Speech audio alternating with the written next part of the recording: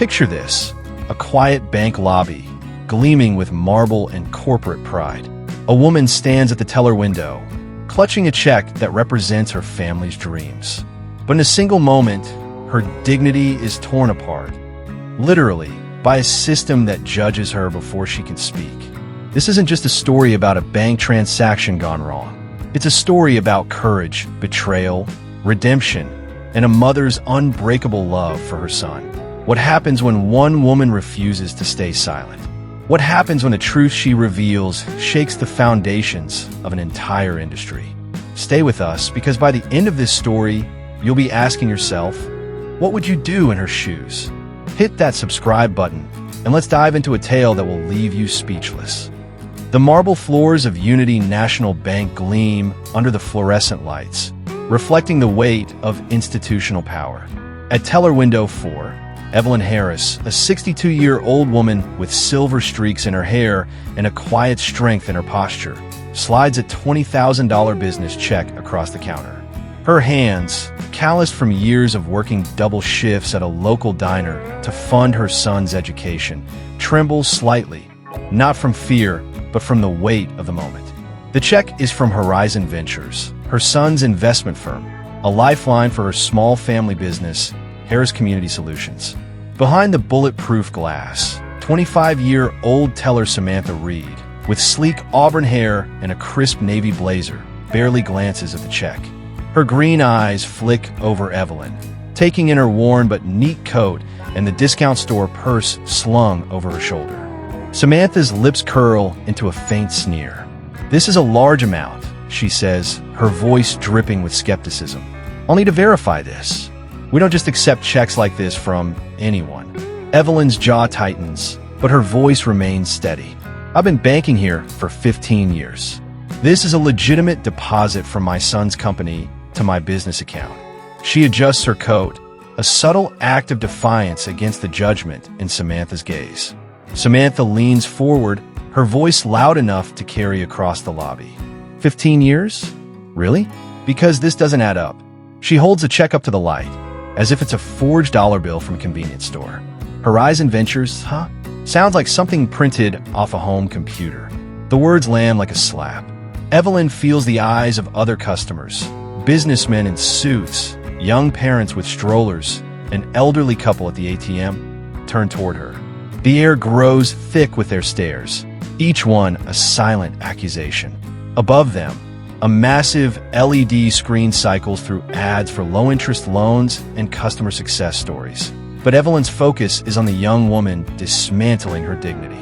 What would you do if someone tore apart your hard-earned pride in front of a crowd? Would you walk away? Or would you fight? Samantha's thoughts race. I've seen this before. A big check, a sob story, and then I'm the one who gets fired when it bounces.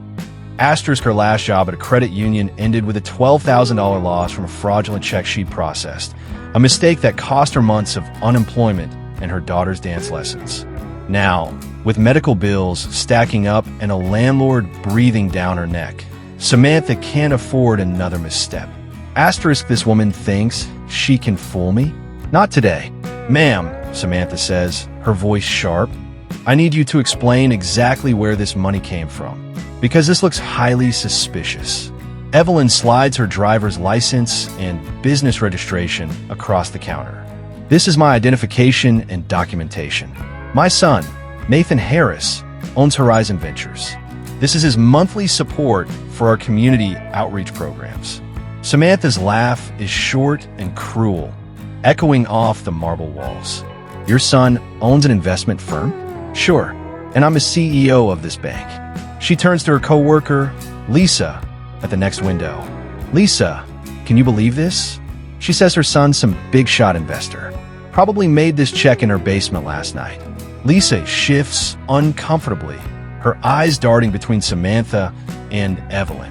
She's new, still learning the ropes, and she knows better than to cross Samantha, who's been here for 3 years and has the ear of their manager. The humiliation burns in Evelyn's chest, but she keeps her composure. Raised in a small Alabama town by parents who navigated segregation with grace and grit, she's learned to carry dignity like armor. But how long can you hold your ground when the world seems determined to break you? Samantha snatches the check, holding it like it's contaminated.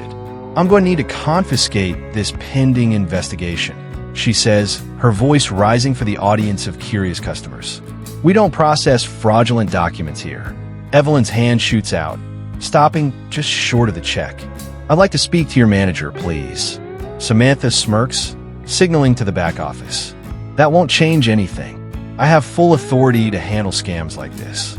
Enter Robert Klein, the branch manager, a 38-year-old man with a receding hairline and a suit that's one size too big.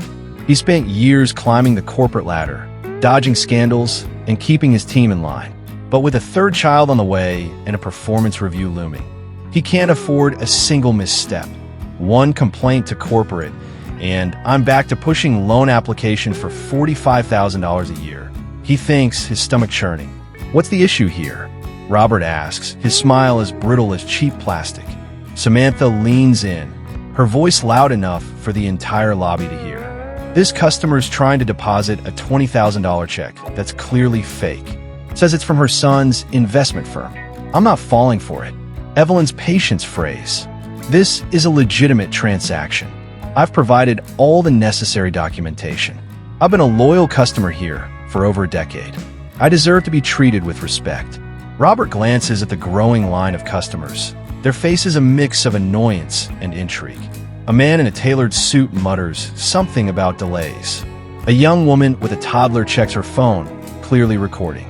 This could go viral, Robert thinks, his heart sinking. Corporate's been hammering us about fraud prevention. If I override Samantha, and she's right, I'm done.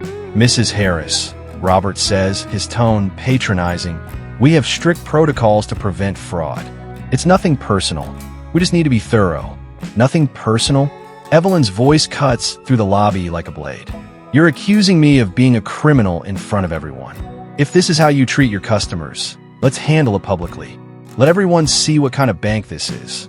What happens when a mother's dignity becomes a public battleground? Will she back down, or will she ignite a fire that no one can extinguish? The lobby crackles with tension. Customers pause their transactions, their whispers growing louder. Cell phones are out, capturing every word. Samantha, sensing the crowd's attention, doubles down. You people need to understand we have standards here, she says, her voice trembling with a mix of fear and defiance. We can't just let anyone walk in with a fake check and expect us to roll over.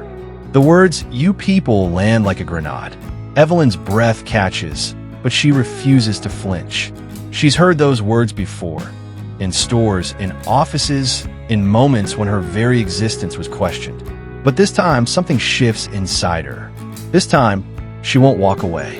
And then, in a moment that will haunt the bank for years, Samantha grabs the check and tears it in half. The sound, sharp, deliberate, echoes like a gunshot. She tears it again, the pieces fluttering to the counter like ashes of Evelyn's pride. The lobby falls silent. Even the air seems to hold its breath. Evelyn stares at the fragments, each one bearing her son's signature, his company logo, his promise to her. She kneels to pick up a piece that's fallen to the floor, her movements slow and reverent, as if collecting shards of her own heart. What would you do if someone destroyed your family's dreams right in front of you? Would you break, or would you rise? Evelyn steps outside into the chilly November air, her hands shaking as she clutches the torn pieces of the check. She walks to the edge of the parking lot, away from the bank's towering glass facade, and dials a number she knows by heart. Nathan, she says when her son answers, her voice steady but laced with pain. They tore up your check. Call me a fraud. Humiliated me in front of everyone. 300 miles away, Nathan Harris, 34, sits in his sleek Manhattan office, the youngest black CEO in the financial sector. His tailored suit and polished desk reflect years of relentless ambition, but his mother's voice cuts through it all. Mom, what happened? Tell me everything. As Evelyn recounts the incident, Nathan's world tilts. He's just finalized a secret acquisition of Unity National Bank through Horizon Ventures, a deal he hasn't even shared with his mother yet. He was planning to surprise her at Thanksgiving, maybe take her to that upscale restaurant she's always avoided. But now, Rage and protectiveness surge through him like a tidal wave. "Mom, listen to me," Nathan says, his voice low and urgent. "Go back inside. Ask for the manager again. Don't leave until they fix this." "Nathan, these people have made up their minds about me. They see what they want to see. Trust me, Mom. One more time, and remember what you taught me. Silence might keep you safe, but it never keeps you right." Evelyn smiles faintly, the words igniting a spark of resolve. She thinks of the nights she stayed up helping Nathan with his business school applications, the sacrifices she made to give him a shot at a world that often seemed closed to them. She thinks of every other family who's faced this kind of treatment without a powerful ally to call. Will she walk back into the lion's den? Or will she walk away, leaving justice unclaimed? Evelyn straightens her coat and marches back through the bank's heavy glass doors. Samantha's face hardens instantly. "Ma'am, I thought we were done here. I'd like to speak with Mr. Klein again," Evelyn says, her voice carrying a quiet authority that silences the lobby. "There's been a misunderstanding about my account." Samantha snaps, "There's no misunderstanding. You tried to scam us, and I stopped you. End of story." But Robert emerges from his office, sweat beading on his forehead. "Mrs. Harris, we've handled this appropriately. Perhaps you'd be better served at another bank." Evelyn locks eyes with him. "You mean a bank that doesn't judge me by the color of my skin or the clothes I wear?" The accusation hangs in the air. Robert's face flushes, and he stammers, "That's not what I meant." Samantha, emboldened, signals the security guard, a grizzled ex-cop named Tom. "She's being disruptive. Escort her out." Tom approaches reluctantly, his boots heavy on the marble floor. He's seen this scene before, too many times, and it never sits right with him. But orders are orders. Will Evelyn be forced out in disgrace? Or is there a truth waiting to explode that will change everything? As Tom steps closer, a murmur ripples through the crowd. An elderly black man, a Vietnam veteran named Clarence, steps forward, his voice booming. "Hold on a minute. I've been watching this whole thing, and this lady's done nothing wrong. You're treating her like a criminal for no reason." Samantha's voice cracks with panic. She tried to deposit a fake check. "I'm protecting this bank." But the crowd isn't buying it. Phones are out, recording every moment. The lobby buzzes with outrage, and Robert feels the situation slipping like sand through his fingers. This is going viral. He thinks, his career flashing before his eyes. Evelyn, calm amidst the storm, says, "Before you call the police, Mr. Klein, you might want to check your corporate directory. Check who owns this bank now. Check who signs your paychecks." Robert frowns, confused. "What are you talking about?" Samantha laughs, but it's hollow. "What? You're some secret billionaire now."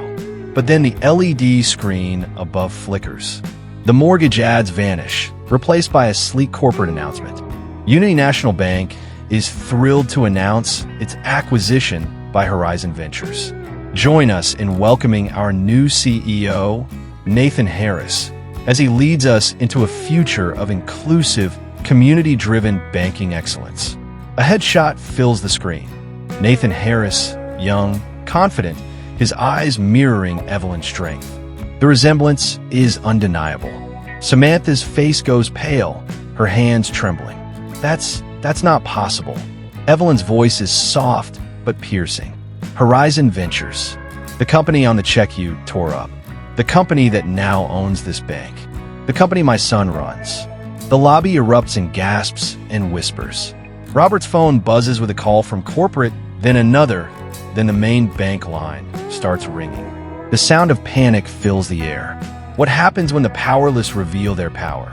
Will justice be swift, or will it come with a twist no one saw coming? Nathan Harris strides into the lobby like a storm breaking, his presence commanding silence. He's driven 3 hours from Manhattan, his helicopter landing on a nearby rooftop to get here faster. His mother stands near the teller windows, surrounded by customers who formed a protective circle around her. Nathan embraces Evelyn, whispering, "Are you okay, Mom?"